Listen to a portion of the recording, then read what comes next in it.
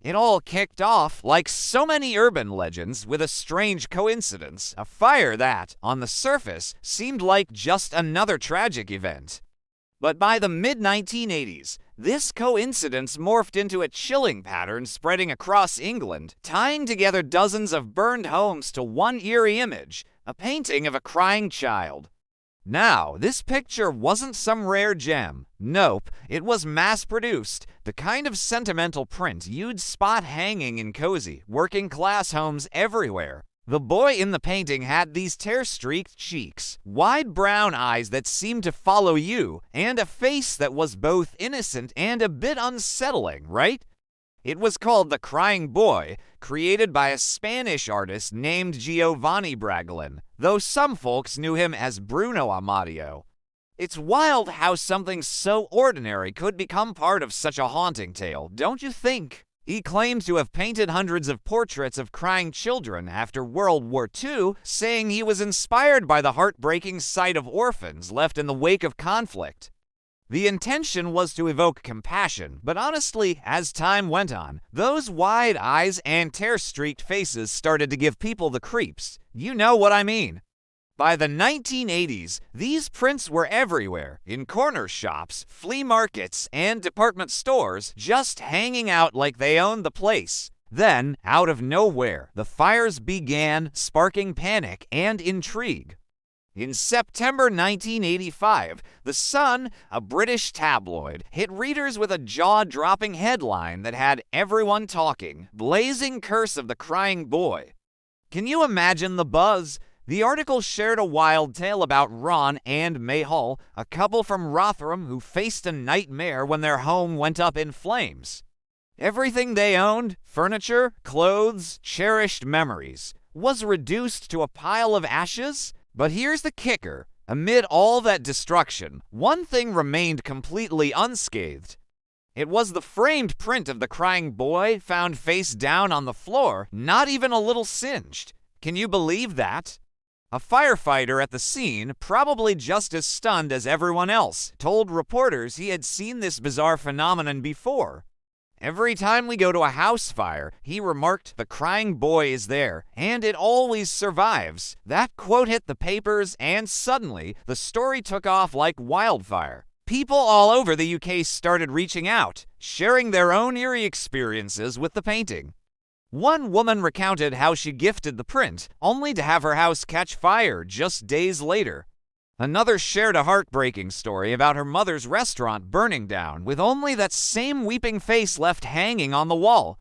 It's chilling, right? Some even claimed that firefighters wouldn't let the painting into their homes, convinced it was cursed. The whole situation turned into this gripping urban legend, sparking fear and fascination all at once.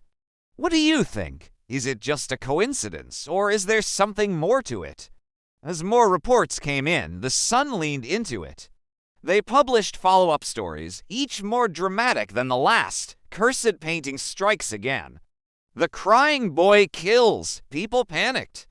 Homeowners began taking their paintings off the wall, afraid that simply owning it might bring disaster. One letter to the editors shared a truly eerie experience. I burned my crying boy painting in the garden, the writer recounted, but as the flames danced around it, I swear I heard a child crying.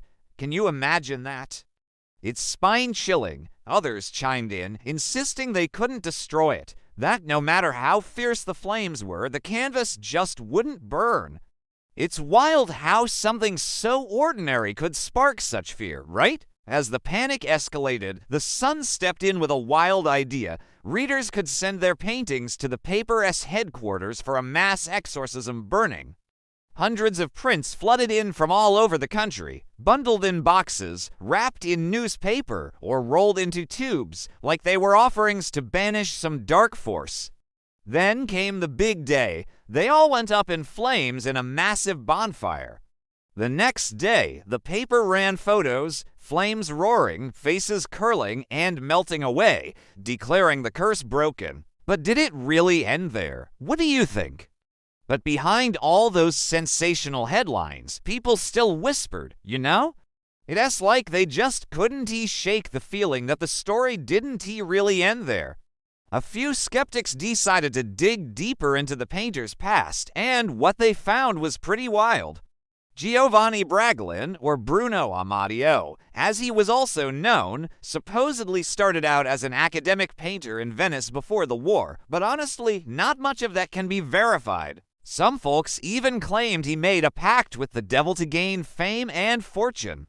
Others spun tales about the boy in the painting being an orphan named Don Bonillo, who accidentally set a fire that tragically killed his family. According to the legend, Don was cursed, and everywhere he went afterward, fire seemed to follow him. When he met his end years later in a car explosion, people believed the curse transferred to the paintings made in his image. It's a haunting thought, right? There's no solid proof that Don Bonillo ever existed, but that didn't stop people from totally buying into the story. Isn't that wild?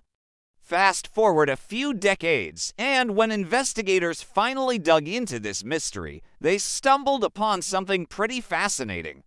Turns out, the prints were made with a special heat-resistant varnish that's often used in cheap reproductions. So, that might explain why these paintings managed to survive the flames while everything else turned to ash. Sounds logical, right? But here's the kicker. It doesn't really wipe away the fear. Because think about it. How do you explain the countless fires that popped up, or why so many witnesses reported eerily similar scenes? Like, how could the same painting be left untouched among all those charred remains? It's just mind-boggling. Even now, copies of The Crying Boy pop up in thrift stores and online auctions, and it's kind of wild, right? Some folks grab them as quirky novelties, while others are convinced they're cursed artifacts. Owners often share spooky stories, like smoke alarms blaring for no reason, candles flickering when they stroll by, or even that faint sound of crying echoing in an empty room. It's like the painting brings a little drama into their lives, you know? There's this one guy I heard about who bought a print just for laughs, thinking it would be a fun conversation starter. But then, he started noticing weird stuff happening, his dog barking at nothing, lights flickering, and even that eerie crying sound echoing at night. He ended up freaking out and stashing the painting in his attic. Can you imagine the vibes that creates? In certain circles, like ghost hunters and collectors of haunted items, there's this unwritten rule: never hang the crying boy near another painting. They say that's when the curse really kicks in, unleashing all sorts of spooky energy. It's like summoning a whole ghost party in your living room. I mean, who wants that kind of chaos? Whether the fires were just random coincidences, a wave of hysteria, or something darker lurking beneath, one thing's for sure: no one forgets that haunting face. Those dark, wet eyes seem to stare right through you. Innocent yet oddly accusatory, like they know something you don't. It's just a picture, but once you've seen it, it feels like it's always watching back, keeping tabs on you. I mean, how creepy is that? You might find yourself glancing over your shoulder, right? It's like you can't shake that feeling of being watched, and that's the real kicker.